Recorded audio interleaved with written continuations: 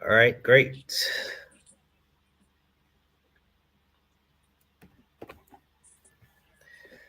So I think we should start on time, and then just allow other people to join.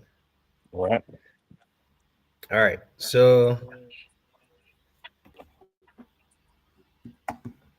I'm here with an amazing person. He's a U.S. realtor. He's a realtor in the U.S. An awesome pleasure to just have him here. It's actually a privilege to really have him here, and we are just really grateful. So I'm here with Mr. Chudi Nweke, and I'll just give him the opportunity to introduce himself. Hey, everyone, my name is CJ Nweke. I am a realtor, as Ondeve had mentioned, in the United States. I reside in the Washington, D.C. area.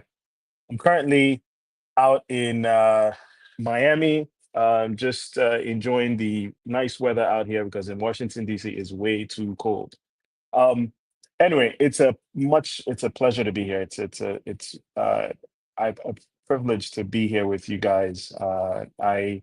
I'm excited to always talk about real estate. I've been in the real estate industry for a little under 10 years. I've done a lot of business with buyers and sellers of all kinds. It's been a lot of learning as I grow. It's been a lot of interesting situations that I always like to share with people, anyone who's willing to listen. But it's a fascinating industry. It's one that you have to be customer oriented to enjoy, and I've been enjoying ever since.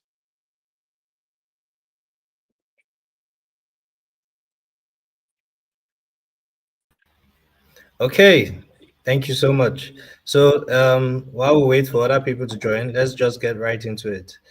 And I'll start with the first question. A lot of Nigerian realtors want to expand internationally, but it feels like an exclusive club. So what's the biggest misconception about breaking into the US market? So I think the biggest misconception is that um, it is a market um, that will work similar to how it works in Nigeria. In Nigeria, is there's a much more complex system, because there's such a wide variety of numbers of people that are involved in a transaction. Here in the United States, it's a little different. It's highly structured, highly regulated. We all have to follow a lot of compliance, and it all starts from um, the regulatory boards. So when you're a licensed realtor, you have to be compliant under your state's regulatory laws, and then you also have to be accountable to the particular district or county laws as well. So um, there's a lot of restriction as to how you operate, but it also is intended to protect both you and the consumer, because as a realtor here, you are liable to potential lawsuits if you do not conduct yourself in a proper legal manner. So the misconception is that, yeah, whatever I do in Nigeria, I could probably apply here in America. Now, there are very few things that you possibly could do. The one thing that is that unifies all of us is the fact that we are here to serve. We're here to actually bring value to our customers. So Nigerian realtors probably find ways to find value, and we make sure that that is a key point for why we do our business. It's always to try to find value, because it's a very competitive market, and if you don't stand out, you'll suffer. Okay, thank you for that. So if a Nigerian realtor wants to start today, right now, what are the first three moves they should make to get their foot in the front door? So, if a Nigerian realtor wants to start business here in the United States, I think the first things they'd have to consider is, what are they offering? Internally, they have to ask themselves, what do I offer separate from any other person that's in the business? Standing out and being differentiating yourself from the crowd is definitely one thing that will make you be visible to everyone else. Um, a lot of my buyers who are interested in doing business internationally are looking for realtors who have a brand, and their brand is not just their look, it's not just their aesthetic, it's also what they offer. Do they have the network? Do they have the connections to get properties that are valuable? Do they have the field of um, a team of people who could help? Maybe you have a plumber, you have an electrician that can fix certain things. Do they have connections to authenticate the documentation that is provided for any home that they're interested in buying? What is their experience in that particular property that they're selling? Have they done this with other people who are similar to them, in the diaspora? So these are the type of things that most realtors need to start looking at in order for them to say, you know what, I can start putting myself on social media. I can start promoting myself as this person that does these things, so that people who are trying to divest in Nigeria from diaspora have a bit more confidence in their ability to actually let let their money come out of their pocket and come to a realtor in Nigeria, and they know that it's going to go well. It's going to be a befitting process, and a benefit to them as well. Oh, okay, great. So I'd like to ask, in what ways can Nigerian realtors earn commissions, even though they're not actually practicing or living in the US?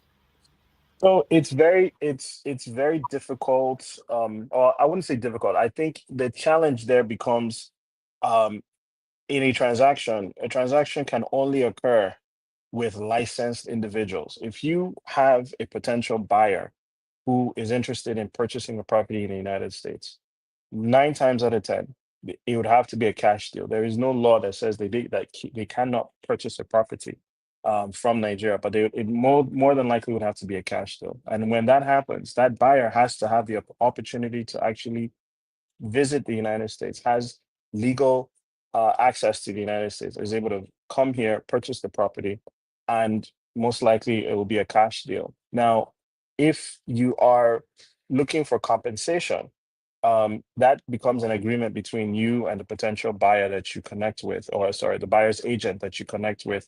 You connect your client to here in the United States.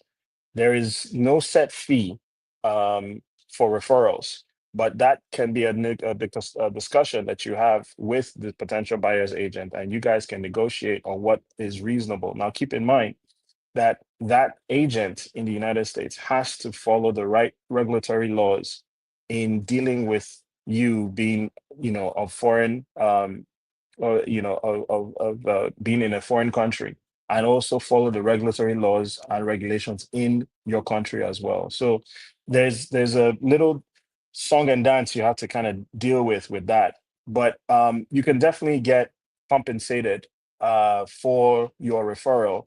But again, it just comes down to what the terms are between you and the buyer's agent that you're dealing with in the United States. But I have seen it happen before. Oh, okay. So just to touch more on that, um, can you give like an example of if I bring a client to you, how that Yeah. compensation will work, the details that we'll have to go through so that most people understand how deals like that actually All work? right. So let's say you have, a client of yours that's interested in, say, a property out here in Miami, and I am a real licensed realtor here in Miami. What would happen is your client lets me know, or we discuss what the budget is and what they're interested in. I like to get details from my clients. What are they looking for? What type of aesthetic are they looking for? What type of home are they looking for? The size. What's motivating that purchase? Is it the fact that they have family that's moving here? Are they just looking for a vacation home? As much information as I can get upfront helps me to decide the focal point for my purchase, or for the purchase. Which areas am I going to be looking at? Some clients are looking for investment property. So assuming now your client is looking for a potential property that they could see themselves living in and also double as an investment property, right? Well, we would start to focus on things that, or areas that are um, predominantly for that type of mixed use. So residential, and then you could also convert it into a commercial use for investment purposes. Then we now narrow down the type of home they want. Now, prior to all of this, I enter into an agency agreement with your buyer. Okay, so you've referred me to someone, I enter an agency agreement with them.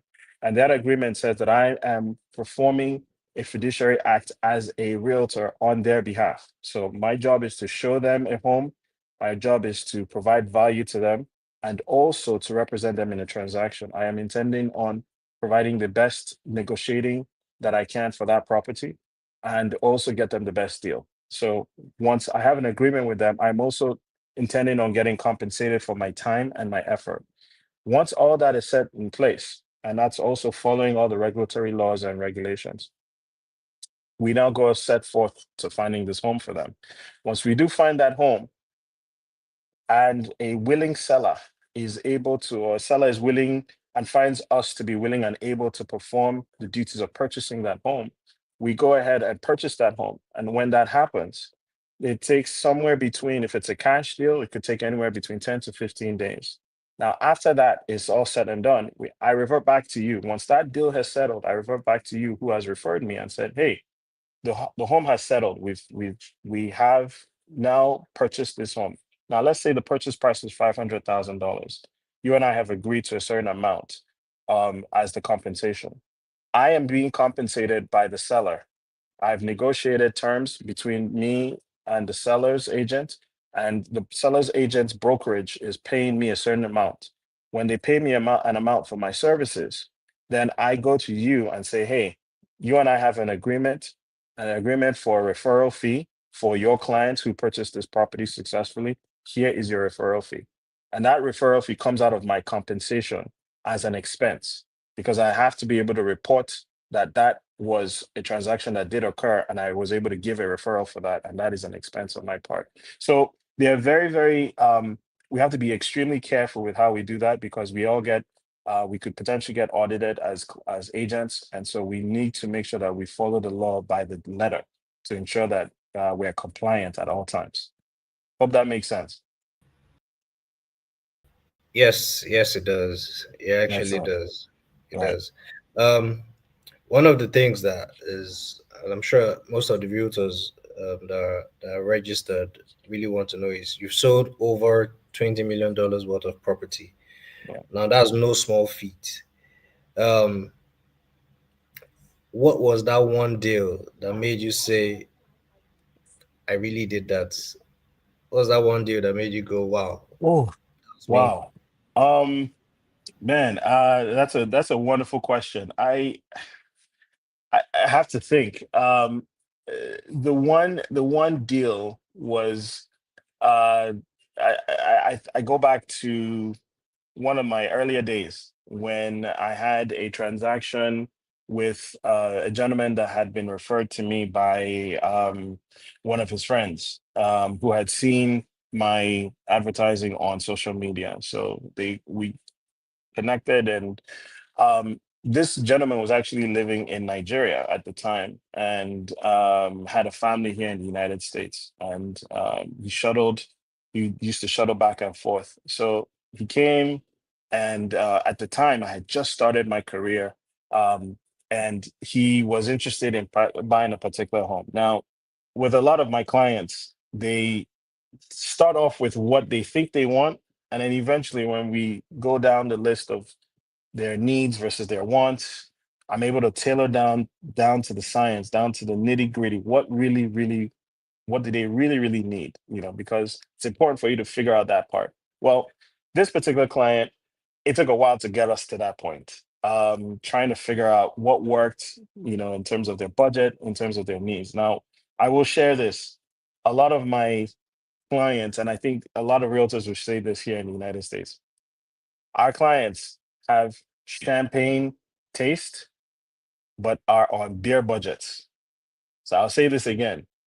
You might have, take your particular brand of champagne, you like the nice stuff, but you really don't have a lot of money to spend. So having that is a challenge because sometimes you have to let your clients know in the most professional way possible that their budget is kind of what drives us to where we go. And the reality is the market will tell you before, you go into it. They'll show you that, listen, you came in here looking for a Lexus, but in reality, your budget is kind of more or less, no offense to Honda owners, but, uh, or I would say the Toyota owners, but it's just not the same. They might be similar, but not the same.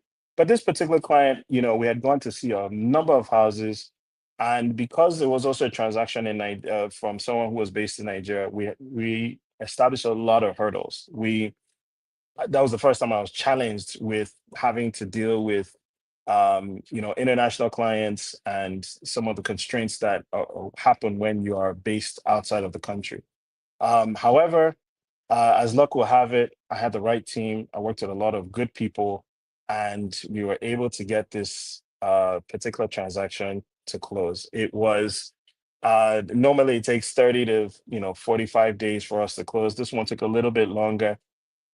I had very impatient sellers at the time who really wanted to move fast, but this is a game of, patience and tolerance. And I was able to get both parties to come and level set, and we're able to get this beautiful home that my client is currently still living in to this day, and they're loving and enjoying it. And they're happy to report that in the 2 or 3 years that they've been in that home, um, the value of that home is appreciated. So I'm very glad that we settled on this home. And that to this day gives me the biggest joy because I was able to come through for them and make their dream come true. Thanks for that. Thanks for that story. I love that phrase, champagne taste with with Your peer budget. budget. Yeah. Yeah, well, as realtors down here, we all pass through the same thing where people tell Yeah. you this is what they have, but then they'll say this is how much I have for this house, and yeah. So one of the things I you said, but you didn't say directly, was your clients have to trust you before they actually buy from you. Yeah. Yeah. So how do you go about building trust? That's an excellent question. I think that the first things first, if there's anything I could tell realtors, is you are not in this business. Your first objective, if you can get this into your mindset, is that your objective is not to make money. I know a lot of people are probably looking at me crazy as I say this. Your objective is not to make money. If you remove that objective from your mind, it'll allow you to retreat this as something of value in the sense that you will move with integrity when you are conducting yourself as a realtor. I can't tell you how many times I've said to people, you're you have to love customers, you have to love clients, you have to love prospects before you get into this business. You have to like people, you have to talk to people because you're going to be dealing with all kinds of people. So the way you build trust is by being transparent, is by showing up with the intent to help, not to profit. Because the profit comes eventually, but you have to genuinely want to help people. You have to go out of your way. And when people see that you are going out of your way on their behalf, they will treat that experience as one that they want to share with other people. Your name will be the first name that they think of when they want to talk to other people about the process. When someone says, "Ah, I saw this beautiful house. This house is beautiful. Who helped you get it?" "Oh, such and such. Bola, the realtor the other day that I spoke to, he's the one that helped me, and he's an excellent guy." And that is how you build your rapport. If your brand is about putting customers first, let that be your brand and let everyone know you for being that person that does that. Kemi, I spoke to Kemi. Kemi is very good with communication. Kemi connected me with other people. Kemi did not put her self-interest first. Those are the kinds of statements you want people to say about you. So when it comes to trust, people have to believe that their hard-earned money is in good hands when they come to you and expect you to deliver for them. And the only way you can do that is by showing a proven and track record of putting people first before your own personal intentions. That was an excellent answer. An excellent answer. because word of mouth is still the best marketing tool out there. Absolutely. Yes. Still the best marketing tool. Yes. Um, Yes. I just hope a lot of people actually take that into their business. And the first thing you said, you're not in this business to make profits. It's something that cannot be restated. So thank you for Yeah. that. You've sold to different people. You've sold to different ethnicities, Yeah. and I would want to tap into your digital marketing strategies. So can you tell us some hacks that you have used for marketing on social media because of how popular social media is that other realtors in Nigeria down here can actually replicate? So if you are creating a brand and you want people to see you, you need to be specific as to what you want to share with people. If your information is you want to share information with people about properties, you need to tailor first of all, figure out who your audience is. Who do I want to target? Do I want to target the Abuja, the Lagos, the Calabar, the Port Harcourt big boys and girls? Do I want to target the everyday man? Do I want to target the politicians? Do I want to target, the influencers? Know who your target audience is. Tailor your messaging to these people. What works for them? Make sure that when you are doing your digital marketing, you are capturing the information that will capture their eyes. Use the pictures, the quality of the of what you're sharing. The content is very important. The sound. Anytime I use a sound, I need that sound to send a message. Okay, that sound has to say this is a call to action. That picture I'm sending you is a call to action. Are you sharing enough information to people to inspire an action? So if I'm sending you if I post for example, I have a picture of say a kitchen and I want to target a specific audience. I'm looking at what am I putting in that kitchen that is going to inspire my target audience. My target audience might be women who like to be in kitchens, or men who like to be in kitchens. But it really depends. I'm targeting what they're looking for. They're looking for the appliances in the kitchen. Are they going to be stainless steel appliances? Are they going to be, is there going to be food in the picture? Or is that just going to be a clean kitchen? So, are they looking for space? Do they want an island? So I have to really know who my target audience is and then tailor my messaging to them.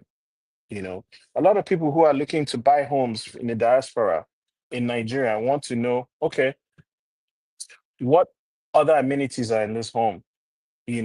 What makes this home different from the other home? Yes, you just said to me, come and see this $5 million house.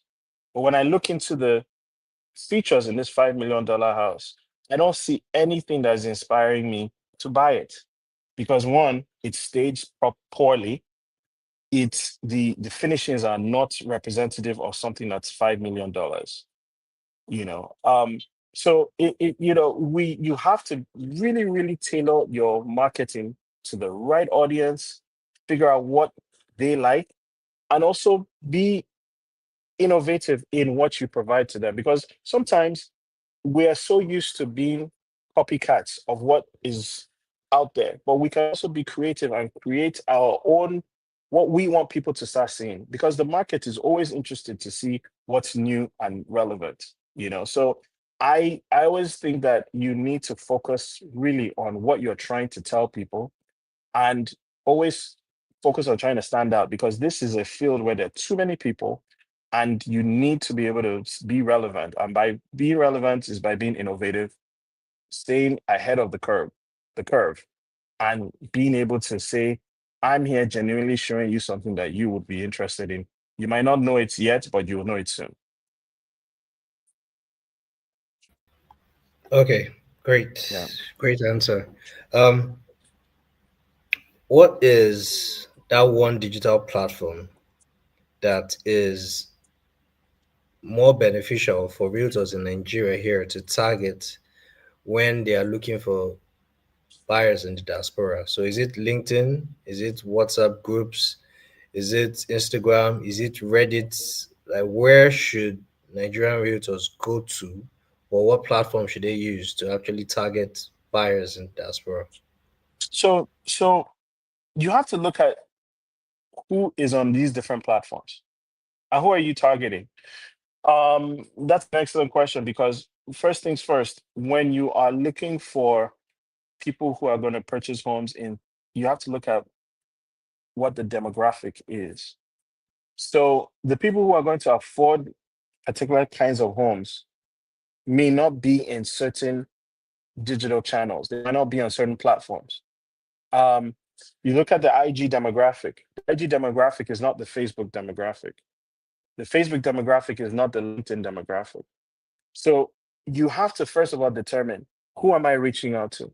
Am I reaching out to folks who are within, from maybe say 40 or 34 to 65? That age group is not really hard. They don't spend a lot of time on IG, but they might be on Facebook. They might be on LinkedIn because they're more professional based. Okay. Do I want younger kids who are becoming influential, who are starting to become millionaires at a young age? Well, I'm going to look for them. They're not going to be on Facebook per se. They're not going to be on LinkedIn per se. They may be more on TikTok. They may be more on IG. And when I go to these platforms, how is my content? What is my content saying about me? You know, how do I look in my content? Because the physical look is so important. Now you don't want to distract them by having certain things that will focus more on you, the individual, as opposed to what you're selling and what you're trying to introduce to them. I would really, really recommend to a lot of realtors to stay away from the traditional, you know, ever wonder what 5 million naira will get you in Lekki? Come and see. Stay away from doing things like that. Be more specific as to what people are going to get from this particular home. Oh, here is a beautiful home in such and such and such, and here are some beautiful amenities. Come take a look at them. And oh, by the way, it's 5 minutes from this, 10 minutes from that, the different shops. This is a community that has its own standalone generator. It has all these different features. These are things that you would market on your particular website or your video on whatever platform. If you're on LinkedIn and you are doing this, think about the fact that there are professionals on LinkedIn. So professionals want to know what the numbers look like. I might not be as concerned on some other channels to have too much information because I don't really have the time to read through all that stuff, right? So you have to really know what particular platform your core audience is watching, is where they are, and that's what you go to. You give them exactly what they want, where they want it. On TikTok, you only have a few minutes, sorry, seconds. So you need to capture their attention and you have to be able to give them the relevant information at a very rapid pace, but it has to be something that will catch their eye. I hope that helps. Yes, it does. Yes, it does. Okay. Um, we were having a conversation recently, and we were talking about how different it is, realtors in Nigeria and realtors out there in the US, Yeah. because you really need to know stuff. And the whole reason we're doing this is because we want to improve how realtors in Nigeria actually work, how they interact with clients. So, can you give us like examples of things you need to know when you're interacting with a client or when you're trying to get a client to buy a house from you? Things, questions clients would probably ask, and information you have to actually have on ground while selling a house. So first things first, you have to be knowledgeable about the whole home buying process. Or and I don't want to specify, I don't want to just narrow this down to just home buyers. I also want to talk to potential people that are looking to sell homes on behalf of homeowners. So know your product, like in any other sales, uh, you know, business. You have to know your product before your prospects can actually, come in and, run circles around you. You need to be more knowledgeable because you're the expert. That's why they called onto you. You know, if I ask, for example, what is the age, if I'm a buyer of a house and I see that you're selling this $10.5 million or 200 million naira house, and then I look at the house and I'm saying, okay, that's nice. They're nice little features, but what is the age of the roof? When did they fix the roof? When are the what's plumbing like? Is there any issue with plumbing? These are things that I will speak from a diasporan aspect. These are things that I would look at immediately. I want to find out what the plumbing is like. What other issues have they discovered in this house while they were constructing it? Or if it's not a home that's new, maybe it's been lived in before. I would like, as a realtor, that all this information. You identify this information from the owners of the home or the people that built it, the developers. You are establishing what is called disclosures. That's something that we do here in the United States. Before we put a home on the market, we have a whole bunch of forms, and one of those forms that we are completing is a disclosure form where we disclose all the different, what they call, latent defects of a particular home, things that are not seen to the natural eye, but but do exist. And it is our fiduciary duty, or it's our duty as realtors to disclose those issues. How, if someone asks me how old is the appliances in the home, it's important for them to know because they need to know whether it's going to be a cost to them. And if it's going to be a cost to them, they need to factor that into how much they offer for the house. Because if I'm asking them to pay 200 million for a house, but I have a fridge that is, 10 years old, that fridge is on the fritz. It's on its way to probably breaking down. That means it's a cost. I'm going to have to replace that fridge, and that's going to eat into the money I'd have offered for the house. So these are kinds of things that we need to look out for. What are the disclosures of these homes? What are the issues in the home that we need to disclose? And we need to be transparent. And this is the reason why you have to put your customer service over your profits. If people see that you are being truthful about the home, they're going to trust in you and they're going to know that you're looking out for their best interest. And they will know that that is not the norm. And they will know that, you know what, I'm going to reward you by giving you business to other people, giving your name to other people, right? Um, you also have to look at, okay, what other what are the collective values of the homes around you? What are the pricing, so that from a pricing standpoint you know exactly what to offer. Unfortunately, in Nigeria, it's the wild wild west when it comes to pricing. A home, someone can wake up in the morning and decide, I want to sell this house for 600 million. With what's guiding that price? What are the other homes in that area going for?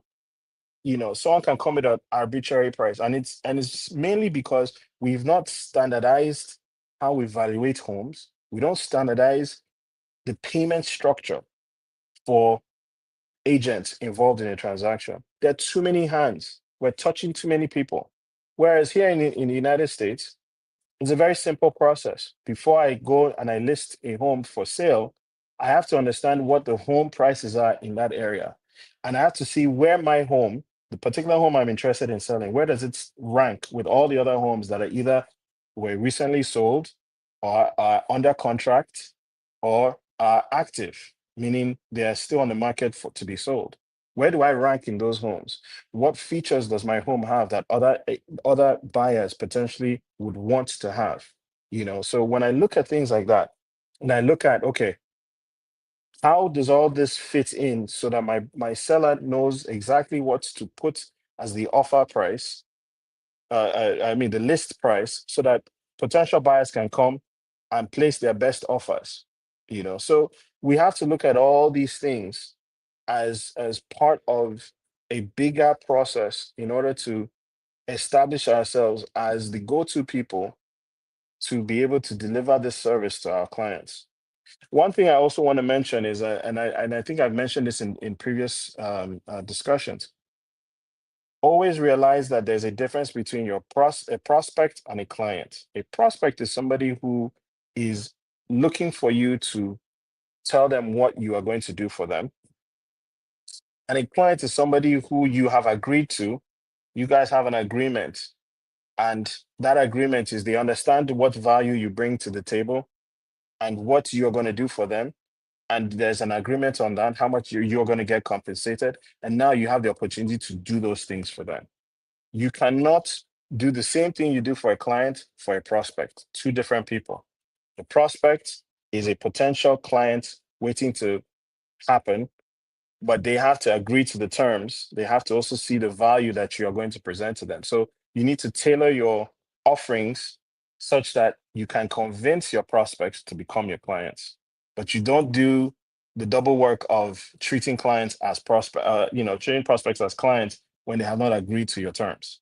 Always put yourself in a position of knowledge and power in terms of being able to represent real estate and all things real estate. And people have to see that in the way you conduct your business, the way you show yourself on social media as well. Sorry, I know it's a very long-winded answer, but I wanted to make sure I captured everything. Sorry. Oh no, no, no. You did. So to allow you answer other questions from Yeah. individuals that asked, I would ask one last question. Okay. If you could go back in time, what's the one advice you would give yourself so that other realtors don't actually make the same mistake? Man, there's several lessons, but if I could think of one thing, it is don't be afraid to jump. Jump. Whatever vision you have for yourself, if you see yourself as Nigeria's go-to agent, you want to be that person that sells the most homes. Do what it takes. Do what it takes to get there. Does it mean increasing your knowledge about the business? Jump. Do it. Don't be afraid. Don't be afraid to talk. A lot of people, when I first started, a lot of people didn't know I was in real estate because I have 20 years of IT project management experience. So they saw me as the IT project management person. They did not see me as the realtor. They didn't see me as this person who could help them buy their homes, who could sell their homes for them and make them profit. They saw me as the IT project management guy. So I did a disservice to myself because I started seeing myself only as the IT project management guy and not as a potential $1 million sales agent. I didn't see myself as that. So I had to reposition my mind to say, you know what? I'm capable of doing this thing. I know how to do it. I know how to do it in my sleep. I eat, sleep, breathe real estate. And when it became a part of me, I intentionally made sure that I went out there and I showed people that I was capable of doing it because I wasn't afraid. Whatever information I didn't know, I told them, you know what? That's a great question. I'll get back in touch with you. And I always made sure that I followed up. So don't be afraid. Jump, jump as high as possible. Don't always be a student of the game.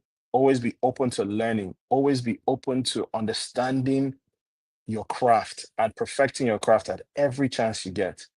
And meet people. Every single person you meet should know that you're into real estate.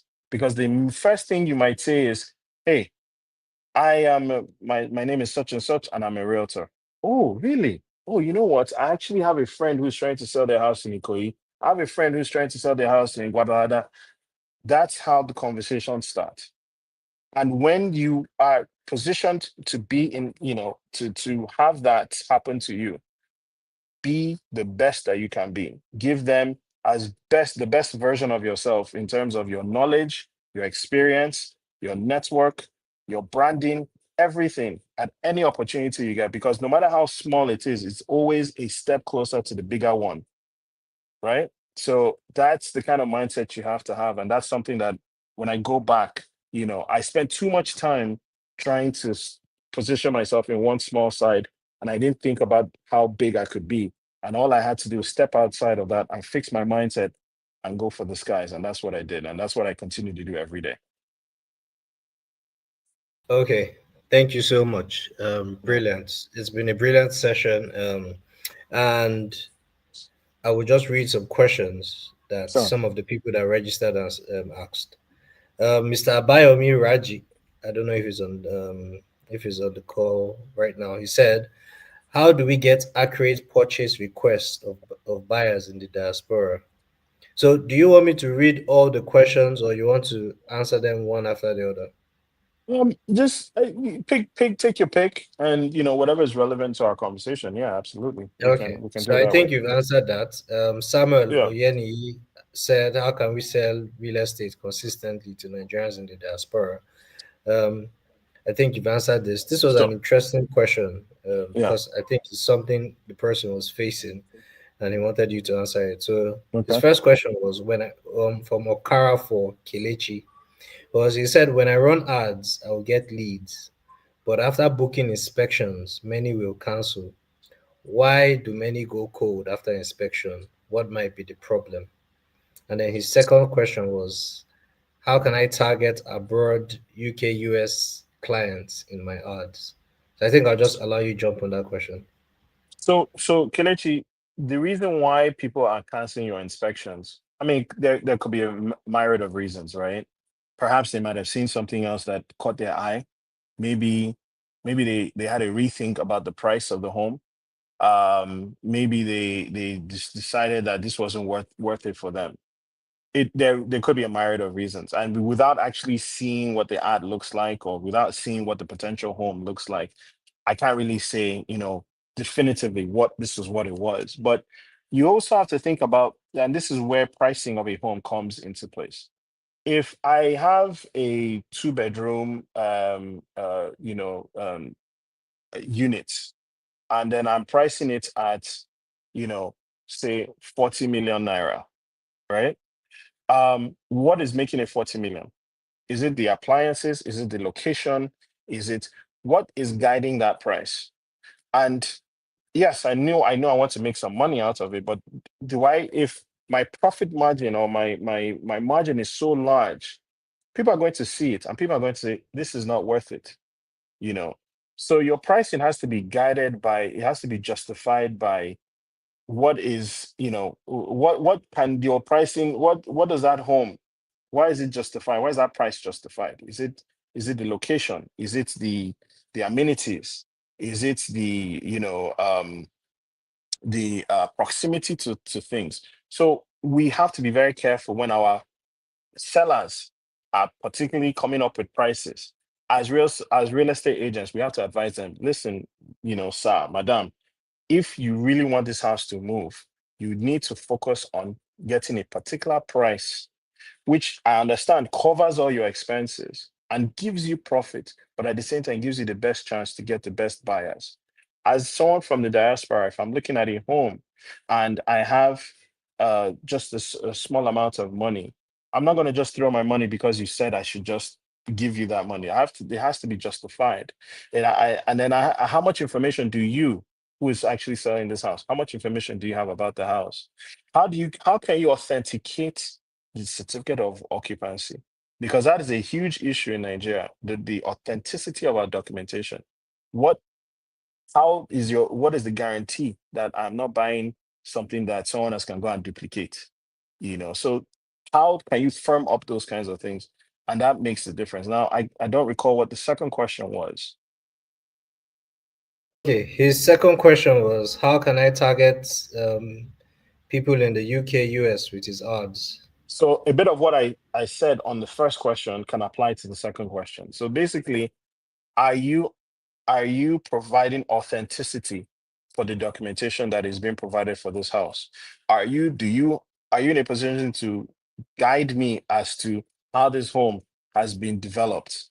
Are you in a position to give me information about this house? The more information that you have and that you can certify and guarantee, the more inclined I am to trust you. Okay. If you don't even know things like what the motivation is for the house to be sold, then I cannot trust you that you have my best interest at heart. If I know that this is a home that a big tycoon wants to sell, it'd be nice for me to know he wants to sell it because he's moving out somewhere, and so I now know that there's a certain urgency. Maybe he needs to to offset this home so you can get more capital to do something else. When I know what the motivations are for a particular sale, it actually guides me in my negotiation. If I know they need this money so that they can go and finish one project in another state, that tells me, okay, well, I can throw in an offer, and that offer, is something that is beneficial to me and could be beneficial to them depending on whatever their timeline is. So you have to think about those kinds of things. These kinds of questions that we ask upfront from the diaspora helps us and guides us in negotiating our potential price for this one. Hope that helps. All right, thank you for that. I hope it helps Kelechi, Yeah. because it was a brilliant explanation. Someone on the chat actually said something that intrigued me, and he said client psychology. Can you talk on that also? Client what? Synergy? Client psychology. Oh, psychology. Yeah. Oh, that's a good question. So, what I understand to be client psychology is, again, when you are being truthful, you actually sit down with your client and you're almost interviewing them without being formal about it. Knowing what your client's motivations are, both on the sell side, on the buy side. Why, Oga, Madam, what is what are you looking for? What's motivating the sale? Now, a lot of clients are, because they're not used to being asked these questions, they might find it a bit offensive at first. But if you explain to them, here's the reason why, because I like to get all this information so I can best provide you with something that is not going to waste your time. I'm getting all this information so that the only things you're seeing are exactly to your specifications. Then they calm down and say, okay, I'm ready to give you that information. So I would always start with understanding my client's needs. What motivates their needs? I'm a wife of three children. My husband is always working. He has traveled, and we need a home that is suitable for our size. You know, we have five cars. Well, if you have five cars, there's no use getting them a house that only can pack only one car or two cars, So you have to ask the right questions. Okay, madam, what do you do? My husband, what do you do? What does your husband do? How many children do you have? What are the ages of the kids? All this information builds up the criteria for what you're looking for. And then also, one thing you have to understand is, besides knowing your client's motivations, to assess their needs. You also have to understand your client's temperament. What kind of client do you have? Do you have a client that is very technical? Is the client technical in the sense that they like to know numbers? Do you have someone who is more emotional, who wants to get into the house and see and imagine the house? Do you have somebody who um, just cares about the thing just getting done? And all these things you will find when you are observant, when you are interacting with your client.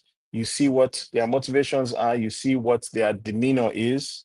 You can add two and two together and say, this is the best way for me to provide this service to them because I now know what guides them. I now know what their needs are. I also know what their temperaments are.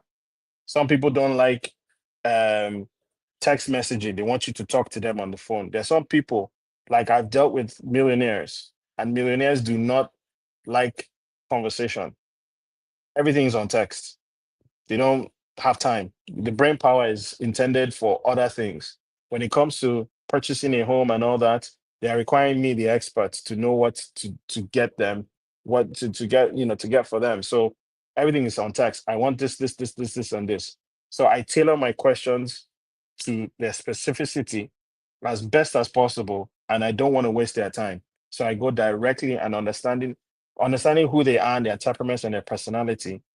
I give them exactly what they want. So you have to figure out who your client is, put them inside these particular criteria. Are they technical? Are they, how do they deal with time management? Or do they like the information fast,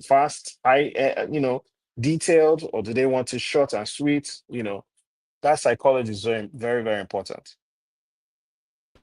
Okay, so let me add a further question to that because Yeah. here in Nigeria, a lot of conversations or a lot of deals are over the phone. So you Okay. spend 70 to maybe 60 to 70% of the time talking to your client, explaining stuff, before you eventually meet the client, which is at the point of inspecting the house. And after that inspection, the client either decides to close or decides to go with another property. So a lot of your time is spent talking to the client without actually interacting with that client physically. So in situations like that, what is the best approach when it comes to client psychology? I know you said framing the right questions, and I think that will be important. But are there some other stuff, knowing that most of the conversations are happening without actual physical meetings? So when they're meeting you, so I guess I have a follow-up question to that. So when you're meeting these potential these prospects, right? Because they're not quite your clients yet. When you're meeting them, what what is guiding the meeting? Like what like are you basically asking them what their needs are, or are you providing them information about what you are selling? Um, Probably a mixture of both in some Okay. cases. Okay. I think that the best situation is I would if I were in a realtor's shoes, I would keep my meetings short and sweet. So a lot of clients want to know information, but you have to also be able to measure what you're providing them in terms of, okay, I you are interested in buying a house. Okay. My first and this is non-negotiable. My first few minutes talking to you is getting to know who you are and what your needs are and your motivations. The next time I split up my conversations, and next time I speak to you, okay, thank you so much. How about I do this? Let me go and, collate some information. Let me, I thank you for everything you have shared. I would like to have another meeting with you perhaps by tomorrow or 2 days from now at this time. And that gives me enough time for me to show you a bunch of homes. I've collated those homes. I've presented them in a document, right? And they have all the pictures and I have all the information that is important to you. How many bedrooms, the square footage, the features in the home, how old the unit is, who developed it, those kinds of things. I have all that information wrapped up in a document or in an email. And then I either present it to you or I send it to your email or I have a Zoom call and I show you, okay, here's this property here. This is this, this is this, this is this. When we start to formalize these kinds of conversations, remember, we are in the driver's seat, not them. They might be the ones with the money and with looking to purchase or to sell. But we are in the position of power in that we have a product that we can sell to them. And if we put them in that passenger seat. We're in the driver's seat when it comes to our offering. So always your manage your client's expectations by being in control. Being when you're speaking to them, this is how you are going to conduct your business. And believe you me, if you have the information and you present yourself very well, you'll have them following you and not you following them. And they'll note the difference because they say, oh, this person has all this information. This person knows what they're saying. I'm going to follow them because these people have no idea how this thing works. That's why you have to empower yourself with information. You have to empower yourself with knowledge and then be that go-to person so that when you start speaking, they stop and they listen.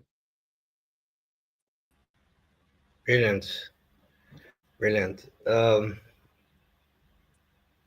I personally learned something new, something from that. Yeah, I think that's brilliant.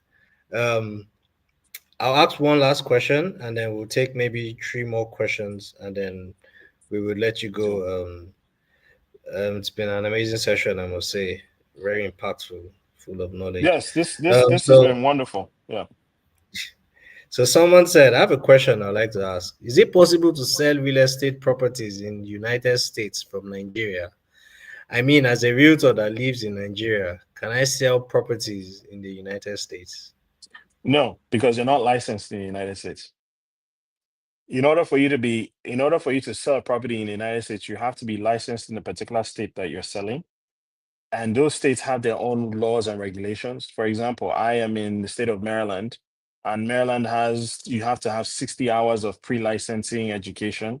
You have to enroll in in a school, or if you want to do it online, you can do it online.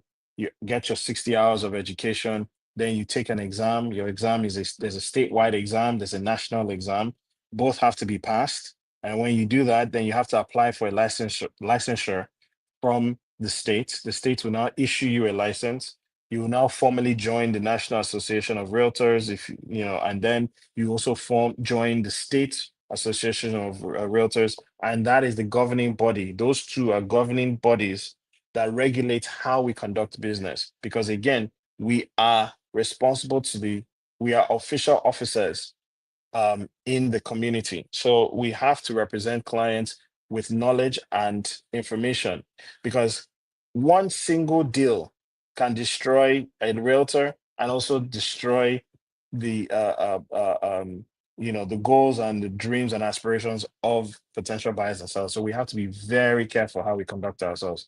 That's why we pay what was called errors and omission fees, insurance rather, that covers us in the event of potential liabilities when it comes to information that we provide to consumers. We have to be extremely careful. So these things are put in place to guide our consumers. And that's something that it's very difficult as a Nigerian realtor based in Nigeria trying to sell a home.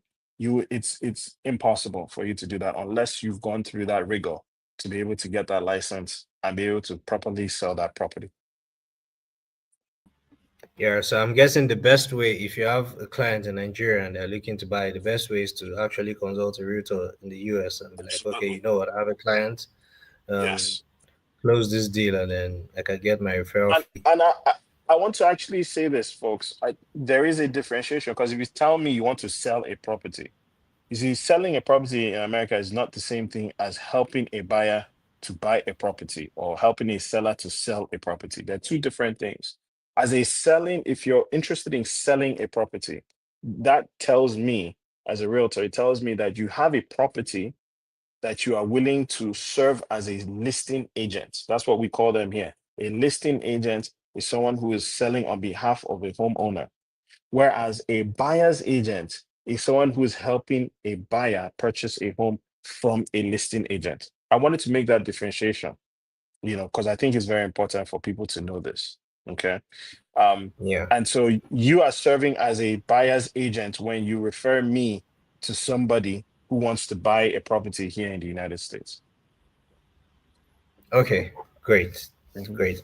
So I think Mr. Abayomi Raji has a question. And then Okay. if you have any questions, please you can drop them. We'll take two or three more and then we'll allow Mr. Chudi continue his day. Um, his question says, where should be the first meeting of a buying client? Realtor's office or any outdoor meeting point? That's an excellent question. I prefer to have a first meeting in my office, because that shows you, that I'm serious. I'm a professional, right? When you come to my office, you get to see an environment in which I've created for you to see that I am serious about what I'm doing. Now, a lot of you may not have those offices. I certainly didn't have my own particular office. I used to operate under my broker, and I still do to this day. But I would have meetings at their office. I would say, hey, come to my broker's office or come to the office, and then we have conversations there. Now, if I have a potential homeowner that wants to sell their home, I typically will go to the homeowner's home, because I like to see the environment. I like to point out certain things that catch my eye that we need to discuss, so that I am fully aware when I potentially try to sell their house. I have all the information. Again, remember I talked about being transparent and being able to disclose certain things. So when I get a sense of what your home has, it helps me be able to market it the best way possible. So meeting points are very important. Um, Certain clients prefer that you meet them at their homes. It doesn't matter. If you want to meet them at the home, fine. I usually prefer to just meet in more professional settings. Um, and be very, very open to, if you really want to attract clients, especially the rich ones, the ones that are up and the top echelon, be open to actually giving something to getting something. And I'll leave it at that. Don't always be in a position to be receiving. Also give something. Whatever that thing is, it doesn't have to be material. It could be knowledge, it could be information. But people who are in positions of power and influence also like to receive things too. Okay.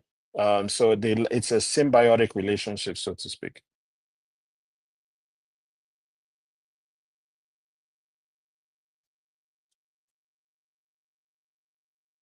Here.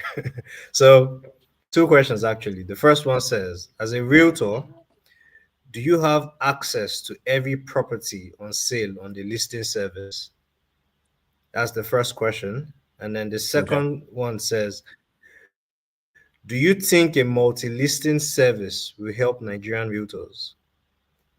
That's an excellent question. The first one is, do You I want have me to access repeat to? the questions? Yeah. Yeah. No, I got the first one is, do I have access as a realtor? Do I have access to all the properties on a listing service? Correct? Yes, that's the first Yes. question. So depending on, first of all, in America, I have to subscribe to the multiple listing service, the one particular for my state. And within that multiple listing service, I now have to have, um, once I have access to the multiple listing service, they are within, there are certain jurisdictions I may not have access to. So it really depends. But for the most part, if it's on the multiple listing service and uh, I have access to the jurisdiction, or I'm subscribed to a particular jurisdiction, then yes, I do have access to everything in the multiple listing service. If every will a multiple listing service help in Nigeria tremendously, and I think that that is the direction in which Nigerian real estate needs to go. We need to have it all on the multiple listing service, and the people who have access to the multiple listing service should be licensed realtors who are governed and guided by a governing body or association that are in line with state laws and regulations. So there has to be a marriage of all these different entities. And I am so glad that GIDA is actually working to work with some of these entities to formally do this. And this is something that I understand has been in the works for years and years and years. So it'll be wonderful if we could all get together and have this community that is heavy on regulating, smartly regulating the process. Because we don't want too much bureaucracy and too much red tape. We want it to be manageable, but we also want the process to want to give confidence to the consumers, to assure them that this is the way to go about purchasing your home. This is the way to go about selling your home, and it's in an orderly fashion, and it's not going to be as top heavy as it is now. It's going to be a very fluid transactional process. It's going to be a process in which we understand every single naira that goes into the process. And I would love to see a Nigeria that is as organized, as some of the other countries out there in terms of managing real estate transactions. Yeah, thank you for that. It's something we are, like you rightly said, we are trying to do, and just trying to bring some stability, some transparency, and some Yeah. organization to how real estate transactions are actually closed and done. Yeah. I think it'll go a Someone, long way. Yeah. yeah, yeah. Someone asked a question. This will be the second to the last question. How do you know the value of properties you want to sell on behalf of your clients? How do I know the value of the properties? Yeah, you want to sell. Simply put, I know the value because I have done what is called a comparative market analysis, CMA. You might want to write this down, comparative market analysis. That tells me, as my home is a subject property, my home is the subject property in the middle of several properties that have closed in a number of days, or depending on a timeline. I also see how that home has competed against homes that have closed, homes that are under contract, and homes that are homes that are still active on the market. How does my home stack up against all these homes? So when I see that, right, we have tools and resources as realtors here to compare what the valuation is for those homes. So if I have, for example, I have a home that has 4 bedrooms and 3 baths. Okay. I look for similar homes in the community who are who have been sold in recent days, or within a certain timeline, that were built around the same year, who have the same features, that have the same amenities around them. Then I look for different things, the different aesthetics that that home may have that the other homes may not have, or vice versa. And then I now determine that based on what those homes sold for, and based on the features and based on the similarities, then this is what my potential home price could be. So you're looking comparatively at what else is on the market that is similar to that property, and to determine what that price could potentially be. And you have to be very careful. So sometimes if you are too high on your price, you take people away. People don't want to come for inspection. But if your price is just right, you could even be in a position to create a competitive edge and allow a bidding war to happen. So I like to tell people, if possible, be a little bit below the market price. Be a little bit. Don't be afraid, because the market will start to drive that price up by itself. And I've been in a lot of those situations before. Thank you so much.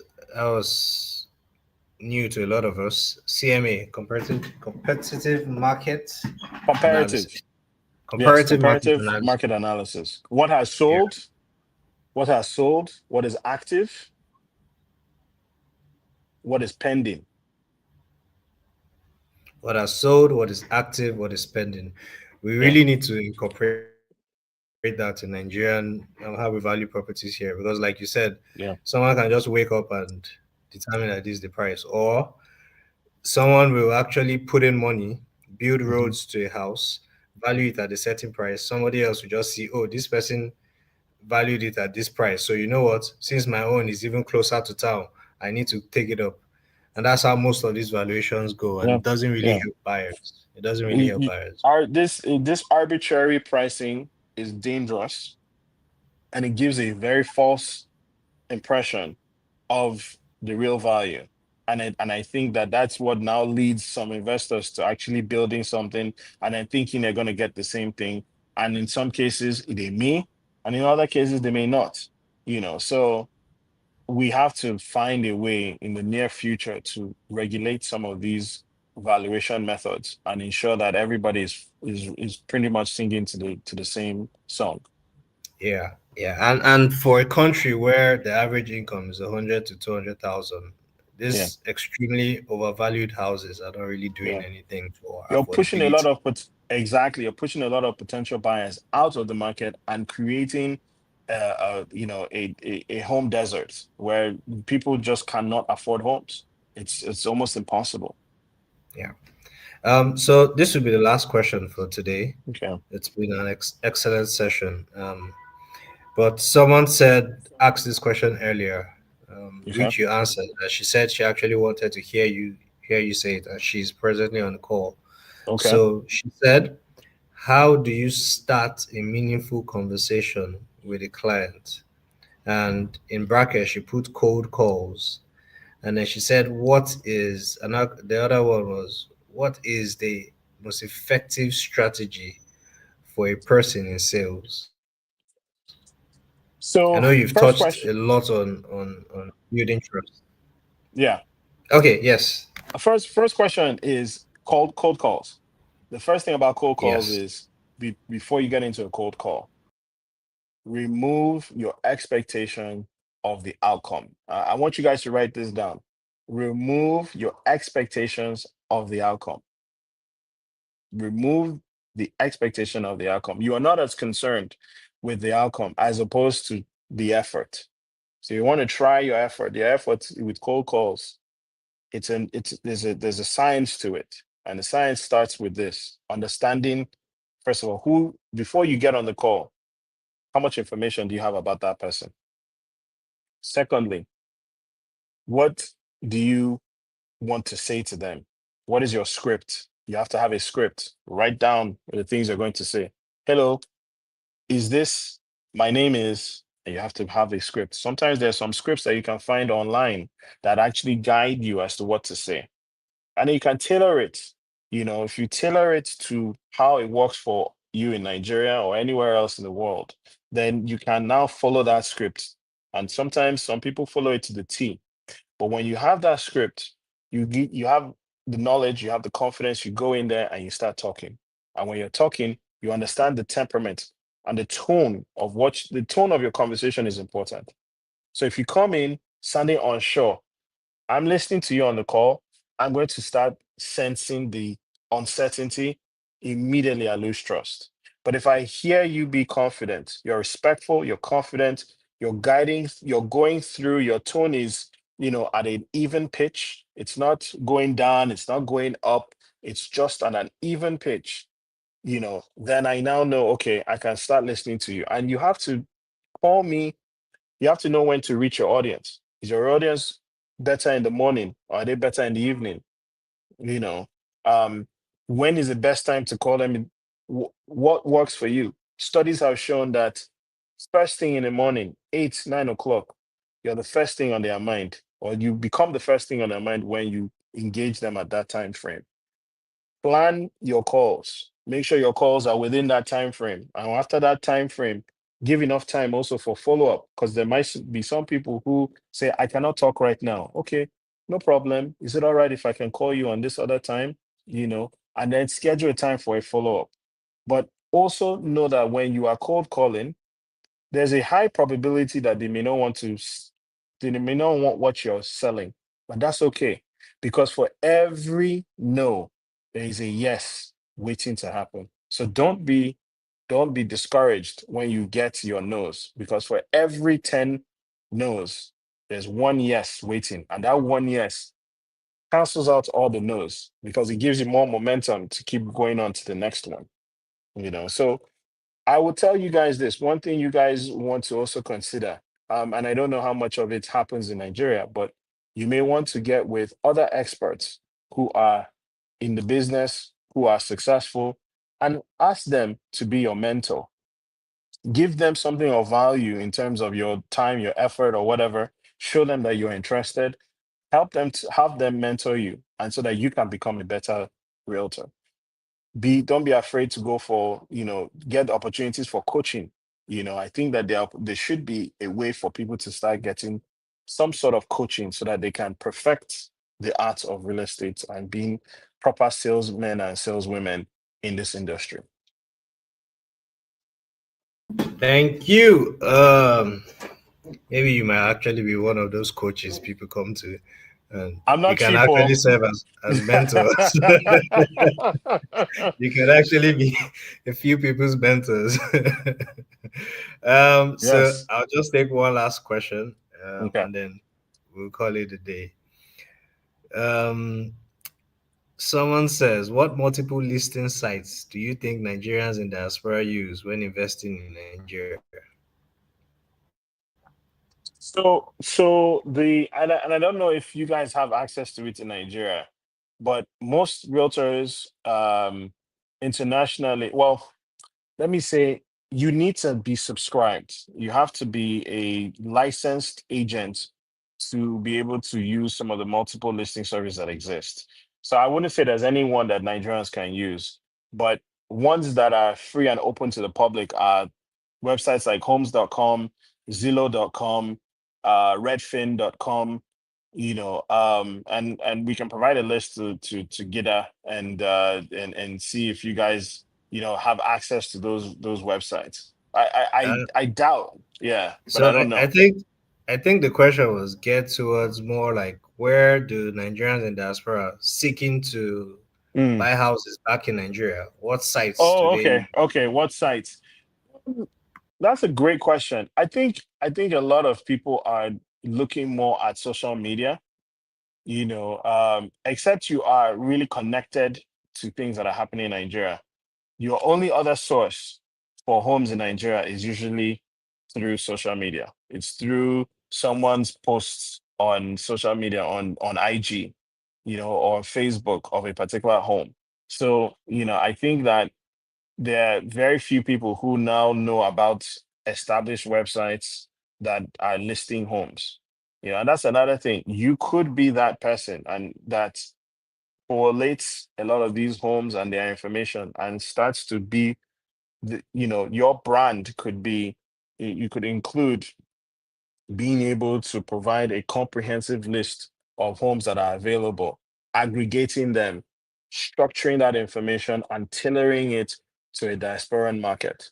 Like I said, if you really want to attract people in the diaspora, you need to be able to be trustworthy. You need to also have the information that they need. You also have to have access to authentic documentation. You have to have access to knowledge of the features of those homes. You have to have access to a network that can be of assistance and help to the people in diaspora, because they may not have family members that they trust to be able to conduct their affairs.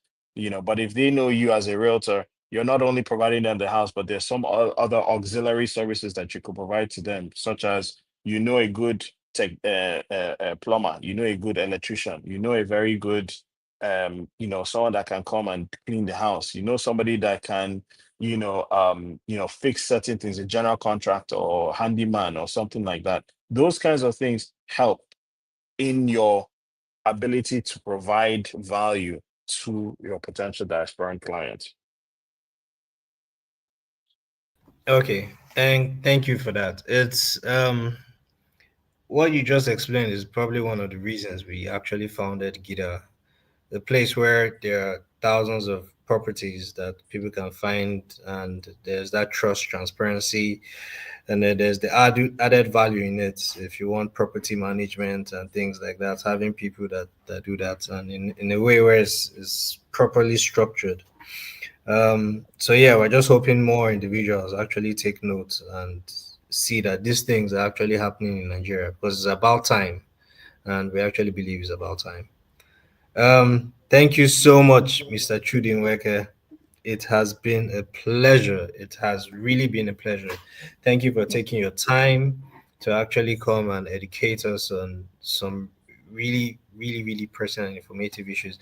And like you and I were discussing a couple days ago, I hope you can actually come back and we can have other Absolutely. discussions. We can have other discussions. I think more realtors should be part of this. More realtors will listen, and we're going to actually take some of these clips, and we're actually going to put it out in groups and communities that we have, so that people hear. Some people that registered but couldn't attend, they get to hear what you just said, because I think it is actually needed. So a lot more people need to hear this. Thank you for taking your time. We do not take it for granted. We really appreciate you. We appreciate your time. Having a multi-million dollars selling realtor coming to speak to you is no small feat, and we are really glad you gave us your time. Thank you, and Thank we wish you the best in it's all your endeavors. Thank you. It's been a pleasure. It's the pleasure's all mine. I this is a career that I started and I love, and I enjoy every single minute of it. And it's a privilege for me to share this information with a wider audience. And I welcome it anytime I have the opportunity to do so.